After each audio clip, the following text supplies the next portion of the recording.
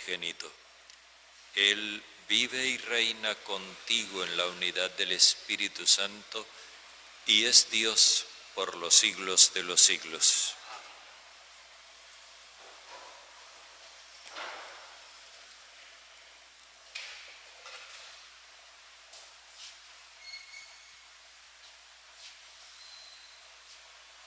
Lectura del libro de Isaías. Así dice el Señor: mirad a mi siervo, a quien sostengo, mi elegido, a quien prefiero. Sobre él he puesto mi espíritu, para que traiga el derecho a las naciones. No gritará, no clamará, no voceará por las calles. La caña cascada no la quebrará, el pábilo vacilante no la apagará. Promoverá fielmente el derecho, no vacilará ni se quebrará, hasta implantar el derecho en la tierra y sus leyes que esperan las islas. Así dice el Señor Dios, que creó y desplegó los cielos, consolidó la tierra con su vegetación, dio el respiro al pueblo que la habita y el aliento a los que se mueven en ella. Yo, el Señor, te he llamado con justicia, te he cogido de la mano, te he formado y te he hecho alianza de un pueblo, luz de las naciones, para que abras los ojos de los ciegos, saques a los cautivos de la prisión y de la mazmorra a los que habitan las tinieblas. Palabra de Dios. El Señor es mi luz y mi salvación. El Señor es mi luz y mi salvación. ¿A quién temeré? El Señor es la defensa de mi vida. ¿Quién me hará temblar? El Señor es mi luz y mi salvación. Cuando me asaltan los malvados para devorar mi carne, ellos, enemigos y adversarios, tropiezan y caen. Si un ejército acampa contra mí, mi corazón no tiembla. Si me declaran la guerra, me siento tranquilo. El Señor es mi luz y mi salvación. Espero gozar de la dicha del Señor en el país de la vida. Espera en el Señor, sé valiente. Ten ánimo, espera en el Señor. El Señor es mi luz y mi salvación. Busca primero el reino de Dios y toda su justicia,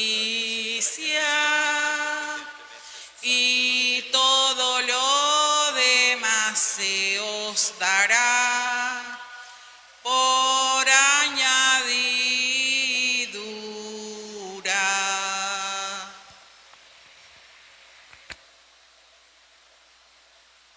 El Señor esté con ustedes. Y con tu espíritu. Lectura del Santo Evangelio según San Juan.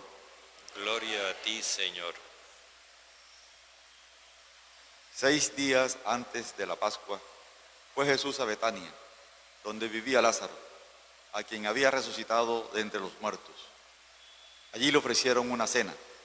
Marta servía, y Lázaro era uno de los que estaban con él a la mesa.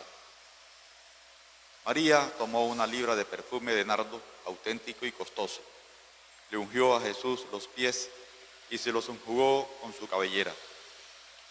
Y la casa se llenó de la fragancia del perfume. Judas Iscariote, uno de sus discípulos, el que lo iba a entregar, dice: ¿por qué no se ha vendido este perfume por 300 denarios para dárselo a los pobres? Esto lo dijo no porque le importasen los pobres, sino porque era un ladrón, y como tenía la bolsa, llevaba lo que iban echando. Y dijo Jesús: déjala. Lo tenía guardado para el día de mi sepultura, porque a los pobres los tenéis siempre con vosotros, pero a mí no siempre me tenéis. Una muchedumbre de judíos se enteró de que estaba allí, y fueron no solo por Jesús, sino también para ver a Lázaro, al que había resucitado entre los muertos. Los sumos sacerdotes decidieron matar también a Lázaro, porque muchos judíos, por su causa, se les iban y creían en Jesús. Palabra del Señor. Gloria a ti, Señor Jesús.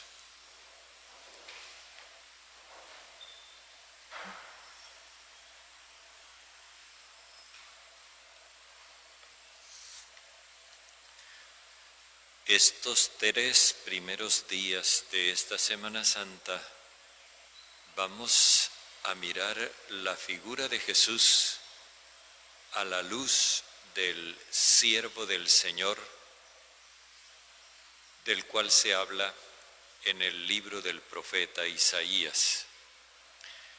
Vamos a estar también como en un ambiente de cena pascual y de Eucaristía al mismo tiempo. Pero sobre todo, vamos a tener la oportunidad de mirar las interacciones entre Jesús y sus discípulos. Estos 3 rasgos de estos 3 días nos ayudan a ubicarnos para comprender mejor el mensaje. La primera lectura de hoy nos presenta al siervo del Señor como un hombre encargado de una misión universal. Su misión no se reduce a Israel, va mucho más allá. Cuando habla de las islas, da a entender que desborda el continente y se va mar adentro, como una forma de decir que llega lo más lejos posible.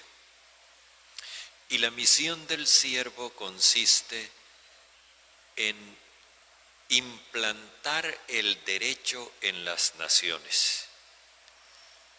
Esto es una expresión muy hebrea. El derecho, cuando se habla del derecho, se refiere al derecho del prójimo, al derecho del semejante. Implantar el derecho entonces quiere decir hacer justicia en toda la tierra. Esa es la tarea. Para ejecutar esa tarea, el siervo tiene una capacidad liberadora. Esa capacidad liberadora se expresa con la metáfora de la luz y la tiniebla. Cuando habla de abrirle los ojos a los ciegos, no está hablando de curaciones, está hablando de liberar a los que están en la tiniebla de la oscuridad en la que se encuentran. Por eso habla también de sacar a los cautivos de la prisión como una acción que libera, que saca de la cárcel y también de la mazmorra, es decir, de la cárcel más profunda. No queda nadie que no pueda experimentar el influjo bienhechor de su acción liberadora. Esta realidad se cumple en la persona de Jesús, pero de una manera que, como decía el relato del profeta Isaías, no gritará, no clamará, no voceará por las calles, no quebrará la caña cascada, el pábilo vacilante no lo apagará. Es tratando de fortalecer lo débil y no de aniquilarlo. Jesús se presenta y nos lo presenta el evangelista Juan 6 días antes de la Pascua. Esta fecha es importante porque el 6º día es el día de la creación del hombre, en el relato de la creación. Y aquí, al hablar de 6 días antes de la Pascua, nos está haciendo pensar en que se acerca el día de la creación del hombre nuevo, el hombre nuevo y definitivo, que será el que se forme, el que nazca de la resurrección de la muerte. Por eso Jesús está ahora en Betania. Betania era un barrio de Jerusalén que quedaba fuera de la muralla, era en la periferia, y era un barrio que estaba constituido, habitado sobre todo por galileos pobres. Betania quiere decir casa del pobre. Allí es donde Jesús tiene su comunidad, en Betania. Y en Betania la comunidad está representada por 3 personas. En primer lugar, Lázaro, a quien él había resucitado de entre los muertos. Está en un ambiente de cena en el cual los otros 2 miembros de la comunidad tienen también su función. Marta sirve.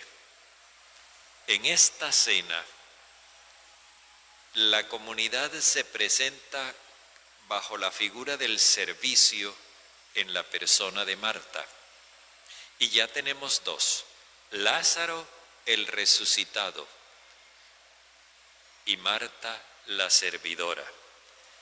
Pero viene finalmente María. María expresa la relación de amor de cada miembro de la comunidad con Jesús y lo expresa de una manera desbordante. Dice, tomó 1 libra, es una cantidad considerable, de perfume de nardo auténtico y costoso. El perfume de nardo era muy elaborado, muy agradable de su aroma, y al mismo tiempo, por ser tan elaborado, era muy costoso. Y con ese perfume le ungió los pies a Jesús y se los enjugó con su cabellera. Cuando se nos habla de los pies, se nos está hablando no solamente de la persona, sino del camino que esa persona le ha mostrado a uno. Ayer veíamos en el Evangelio de Marcos que se ungía la cabeza. Cuando se unge la cabeza, cuando se perfuma la cabeza, se le hace un homenaje a la persona entera. Pero cuando se le ungen los pies, perfumarle los pies implica que el homenaje se debe al hecho del camino que Jesús ha mostrado. O sea, María se declara discípula, y no solamente discípula, sino agradecida por el camino que Jesús le ha mostrado para su vida. Y esa gratitud la expresa con un derroche de amor que es esa libra de perfume de nardo auténtico y costoso. Tanto es que dice, la casa entera se llenó de la fragancia del perfume. O sea, cuando hay ese amor, la comunidad entera vive en ese ambiente. Esto es algo que quiere mostrarnos como la alegría, la gratitud, el amor que la comunidad siente por Jesús. Primero porque Lázaro no está con las hermanas. Lázaro está recostado con Jesús a la mesa. Y esto implica que Lázaro está en otra realidad. Lázaro ya está completamente libre. Lázaro está resucitado ciertamente. Y el ambiente en general es grato hasta este momento. Uno de los discípulos Judas Iscariote protesta, porque ese derroche de amor le parece que es contrario al interés de los pobres. Ojo a esto. Judas opone el amor a Jesús y el amor a los pobres, como si mostrarle amor a Jesús perjudicara a los pobres. ¿Por qué no se ha vendido este perfume por 300 denarios para dárselos a los pobres? Ayer señalaba que estos 300 denarios prácticamente son un año de jornal. Es decir, es el trabajo de un jornalero a lo largo de un año, lo que nos implica una gran cantidad de dinero. Pero a Judas no le importaban los pobres, a él le importaba el dinero. Y él se le hacía la boca agua pensando en tener 300 denarios en la bolsa. Jesús interviene para justificar el gesto de María. Déjala, lo tenía guardado para el día de mi sepultura.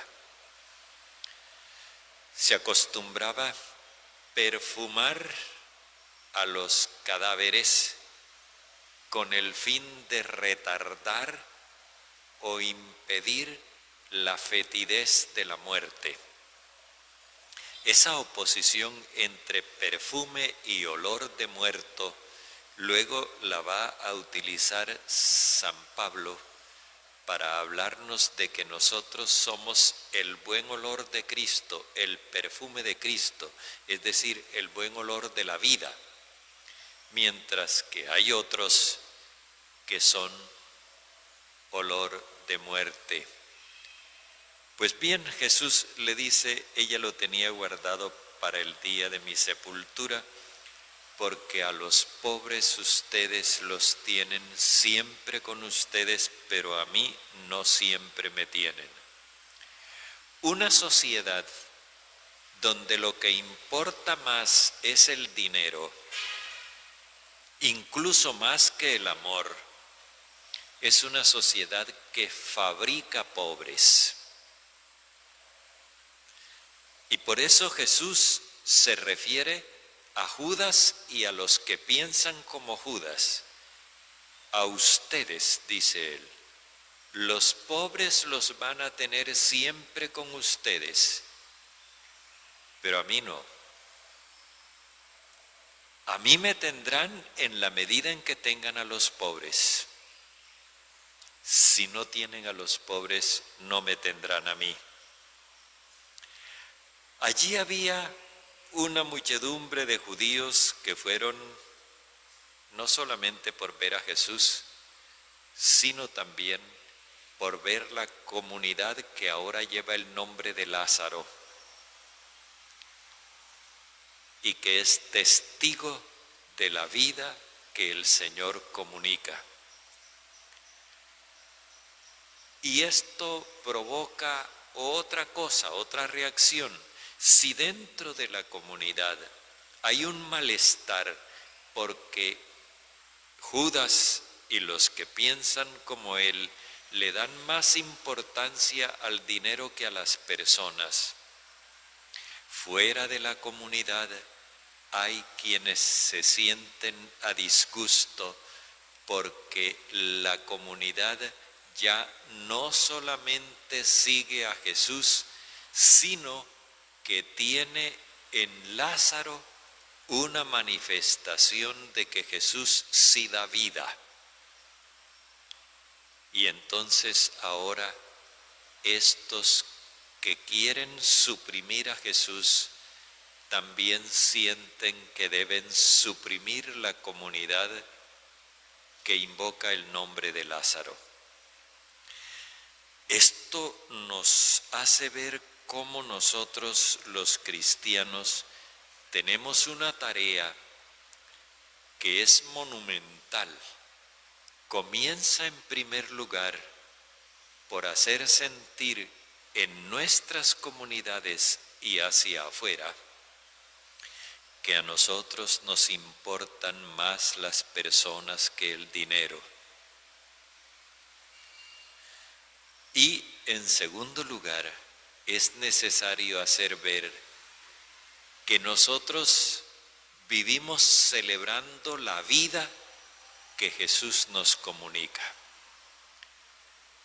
La comunidad de Jesús se llama Betania porque Betania es la casa del pobre, y de esta manera entendemos qué es lo que Jesús pretende. La comunidad de Jesús no es, como decíamos ayer, benefactora de los pobres, sino hogar de los pobres. No es esa iglesia que sale a repartir mercados a los pobres, eso no está mal, sino esa iglesia que le abre las puertas a los pobres para que ellos entren a formar parte de ella.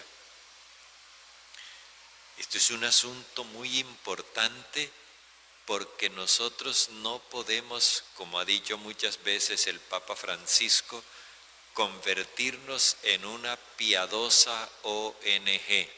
No es que las ONGs tengan algo malo, sino que nosotros no somos una ONG. Somos la comunidad de Jesús que le abre las puertas a los pobres y los integra, no la que les hace favores y allá los deja. En segundo lugar, la celebración de la vida. A mí me parece tan bonito eso que nos dice el Evangelio, de que la comunidad se sienta a celebrar la Eucaristía, la cena con Jesús, y que Lázaro está allí presente.